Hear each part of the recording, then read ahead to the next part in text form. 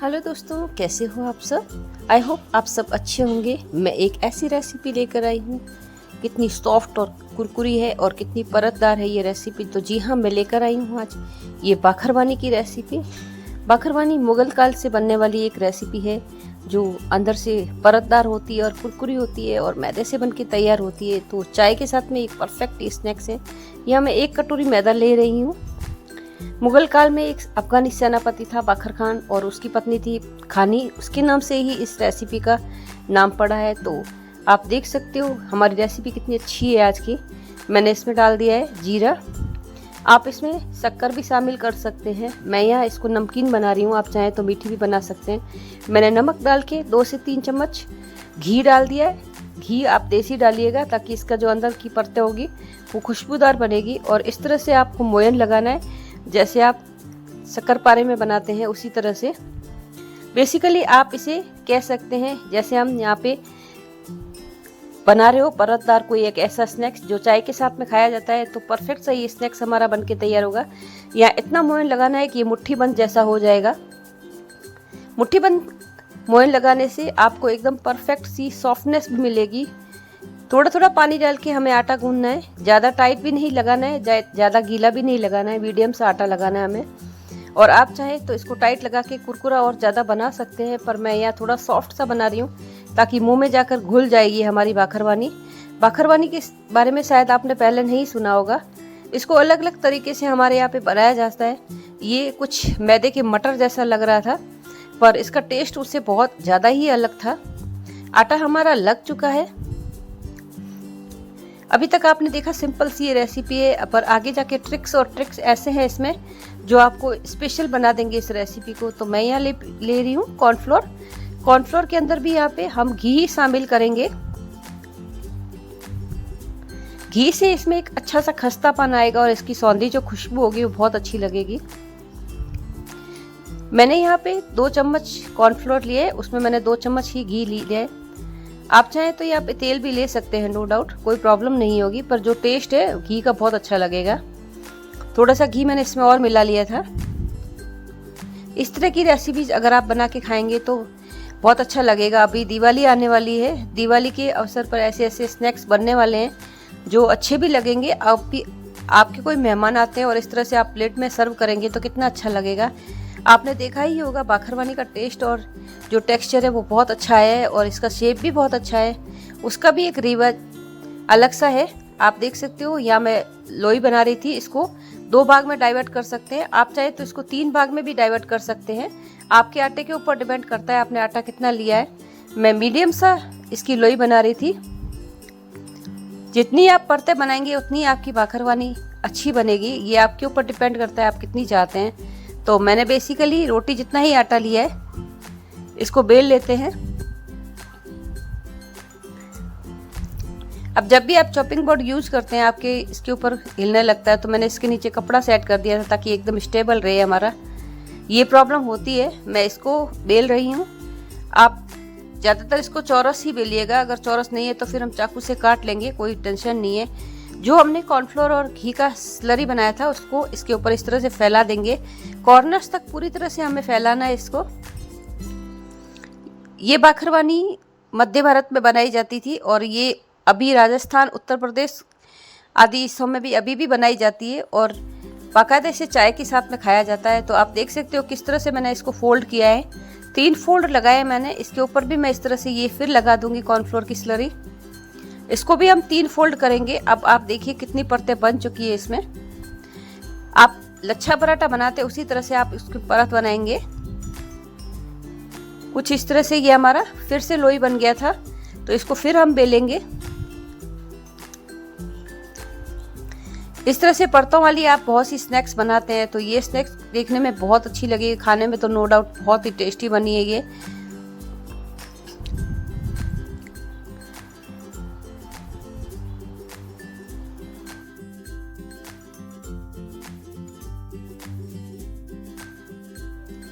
कुछ इस तरह से फिर से हम रोटी बेल लेंगे। इसको हम थोड़ा सा बड़ा बनाएंगे। फिर से हम इसके ऊपर एक लेयर बनाने वाले हैं। तब तक हमने एक दूसरी रोटी भी प्रिपेयर करके रख दी है। तो यहाँ पे मैं एक रोटी के ऊपर दूसरी रोटी लगाऊंगी। आपको बराबर 2 से 3 रोटी बेलनी है ताकि इसकी परतें बन जाए। फिर से मैंने इसको भी बेल लिया है। इस तरह से फोल्ड कर देंगे तो हमारी 2 रोटी एक साथ में प्रिपेयर हो रही है। एक रोटी हमने प्रिपेयर करके रख दी, दूसरी को भी इसी तरह से फोल्ड करना है। आप इस तरह से 3 रोटी बनाइएगा। मैंने 2 रोटी बनाई है, पर 3 रोटी बनाने से और ज़्यादा परतें खुलेगी। तो यहाँ देख सकते हैं मैंने फिर से स्लरी लगा दी है। ये इतना ज़्यादा सॉफ्ट और मॉइस्ट हो चुका है कि आपको लगेगा आप मक्खन के हाथ लगा रहे हो, और खाने में भी ये वैसा ही टेस्ट देगा। जब ये मुंह में जाएगा तो परतें घुलती जाएगी। आपको बहुत अच्छा सा एक स्नैक्स मिलने वाला है अगर इस तरह से बनाओगे। इस दिवाली ये स्नैक्स आप जरूर ट्राई कीजिएगा और अपने बच्चों को नया कुछ दिखाइए। हम अपनी प्राचीन परंपराओं को भूलते जा रहे हैं, तो ऐसी कुछ पुरानी रेसिपीज लेकर आइए जो बहुत अच्छी लगेगी। अब ये मुगल काल की रेसिपी आप नो डाउट कितना अच्छा लग रहा है मुझे। मैंने इससे स्लरी को फिर से लगा दिया है। पूरी स्लरी मैं इसके ऊपर फैलाने वाली हूँ।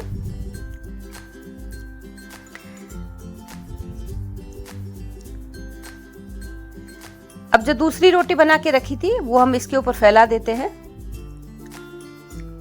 कुछ इस तरह से इसको बराबर करने के लिए हाथ से आप कर सकते हो स्टेप। ये बहुत ज़्यादा सॉफ्ट हो चुकी है तो आराम से ये सेट हो जाएगी आपकी। एक रोटी के ऊपर दूसरी रोटी हाथ से जैसे जैसे फैलाएंगे तो बराबर उसका भी शेप लेती जाएगी। तो अगर आपका शेप अलग है 2 रोटी का तो कोई टेंशन नहीं है, आप हाथ से फैला के बराबर कर सकते हैं। इसको थोड़ा सा मैं बेल लेती हूँ ताकि आपस में चिपक जाएगी। अब इस समय जब भी आप बेले तो हल्के हाथ से बेलिएगा, क्योंकि मैं नहीं चाहती कि परतें खराब हो। तो इसके कॉर्नर्स को इस तरह से निकाल देते हैं। अब हम इसको शेप दे रहे हैं। मैं इसको चौरस शेप दे रही हूँ।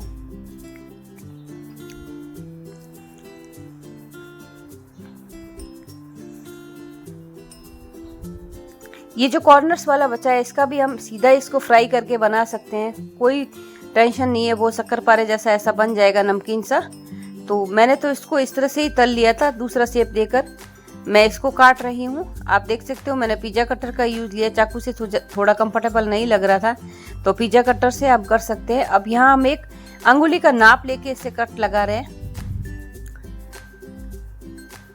बहुत इजी हो जाता है, हम इस तरह से कट लगाते हैं तो एकदम बराबर परफेक्ट सी शेप आएगी हमारी। अब इसको एक हम और कट लगाएंगे। ये देखिए कुछ इस तरह से कट लगाना है हमें कि बराबर सी हमारी ये कटिंग बन के तैयार हो जाएगी।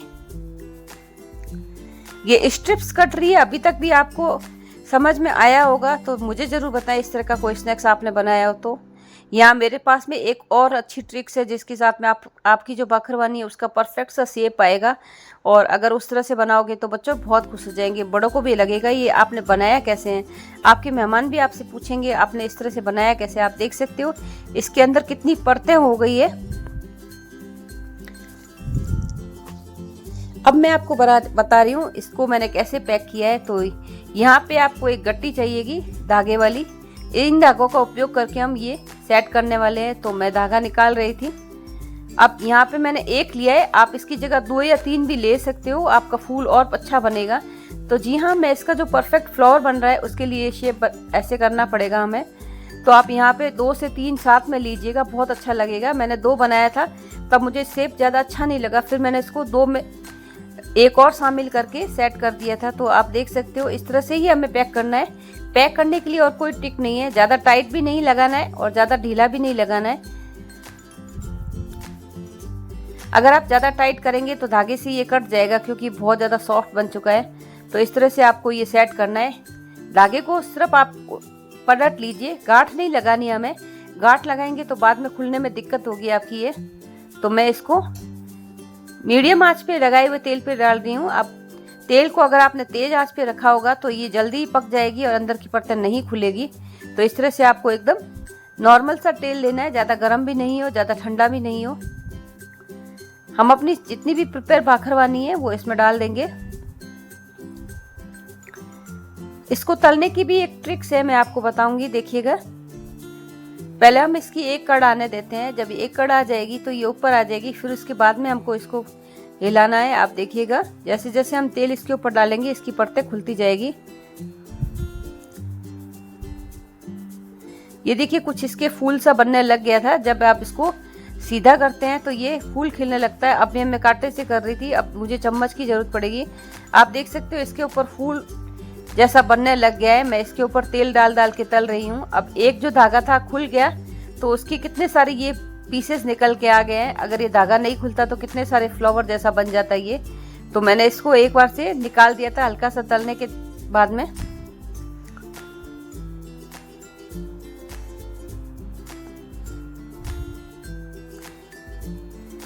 कितना अच्छा परफेक्ट सा हमारा शेप आने लग गया है। जैसे जैसे धीरे धीरे ये तेल हम डालते जाएंगे और ये परतें खुलती जाएगी। थोड़ा सा इसमें आपको पेशेंस रखना होगा, पर ये जो रेसिपी बन के निकल के आएगी वो बहुत अच्छी होगी। और इस तरह का स्नैक्स आप बना के बच्चों के लिए रख सकते हैं। आप चाहें तो इसे घी में भी तल सकते हैं, वो बहुत अच्छा टेस्ट करेगा। हल्की सी आप इसमें पीसी हुई चीनी डाल दीजिए ताकि वो हल्का सा नमकीन और मीठा टेस्ट करेगा। तो इस तरह से ये रेसिपी बहुत तरीके से बनाई जा सकती है, ये आपके ऊपर डिपेंड करता है। आप देख सकते हो इतनी देर के बाद में ये कितना अच्छा सा खुलने लग गया था। एकदम हमने इसको स्लो आंच पे ही तलना है। अब मैंने यहाँ पे 2 पट्टी डाल के ऐसे धागा बांध लिया था। पहले मैंने 1 पट्टी में लगाया था तो मुझे ऐसा नहीं लगा, थोड़ा सा फूल अच्छा नहीं खिल रहा है, तो मैंने 2-2 पट्टियों को इसमें शामिल करके इस तरह से बना लिया है।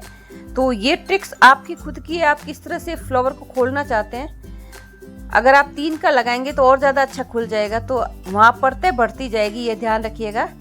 तो इस तरह से आप कोई भी चीज़ बना के दे सकते हैं। आप जैसे जैसे देखिए मैं तेल डाल रही हूँ, इसकी सब परतें खुलती जा रही है। आपको थोड़ा सा देखना होगा कितनी परतें खुल रही है। तो हमारे ये फ्लावर बनने लग गए थे।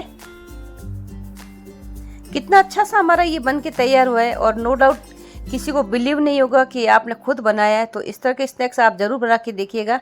और हमारी बाखरवानी की रेसिपी आपको कैसी लगी मुझे ज़रूर बताइएगा कमेंट बॉक्स में। और अगर मेरी रेसिपी आपको अच्छी लग रही है तो मुझे सब्सक्राइब कीजिएगा, मेरा बेल आइकन प्रेस कीजिएगा ताकि नोटिफिकेशन आपको मिल सके और मेरी रेसिपी आप देख सकते हो।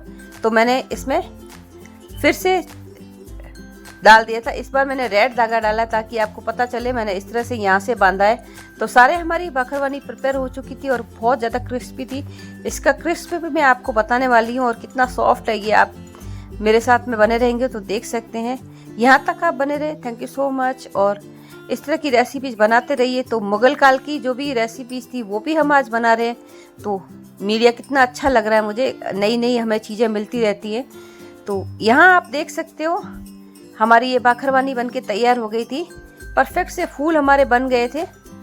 ये मैंने 2 परत वाला बनाया, आप देख सकते हो पूरे हमारे अंदर से सेट है। और जब आप खाए तो धागा निकाल दीजिएगा, हाथ में क्रिस्प हो जाएगा पूरा। और बहुत ही अच्छी रेसिपी बन के तैयार और टेस्ट में तो बहुत ही शानदार है ये रेसिपी हमारी।